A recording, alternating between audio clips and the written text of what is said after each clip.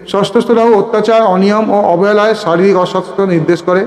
আহারেই হোক বা কাজকর্মেই হোক, জাতকের নিয়ম শৃঙ্খলা বলে কিছু থাকে না।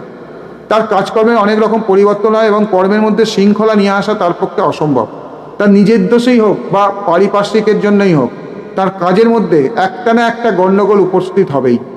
তার ভৃত্য বা কর্মচারীর মধ্যে চোর, প্রতারক বা বিশ্বাসঘাতক থাকা সম্ভব, এবং তিনি যদি কারুর অধীনে কর্ম করেন তাহলে উপরওয়ালার দ্বারা প্রতারিত বা ক্ষতিগ্রস্ত হওয়া তার পক্ষে মোটেই বিচিত্র নয়। আহারে বিহারে তার রুচি খুব ভালো হয় না। তিনি গুরুভোজনের পক্ষপাতী এবং তীব্র তীক্ষ্ণ গুরুপাক দ্রব্য তার ভালো লাগে। গুরুপাক দ্রব্য আহারের জন্য এবং রাত জাগা, বৃষ্টিতে ভেজা প্রভৃতি কারণে তার স্বাস্থ্যহানি হতে পারে। শরীরে বিষ প্রবেশের জন্যও তার রোগ হওয়া সম্ভব। অন্ত্রপীড়া, কৃমিজ রোগ এবং সংক্রামক পীড়া সম্বন্ধে তার খুব সতর্ক থাকা প্রয়োজন।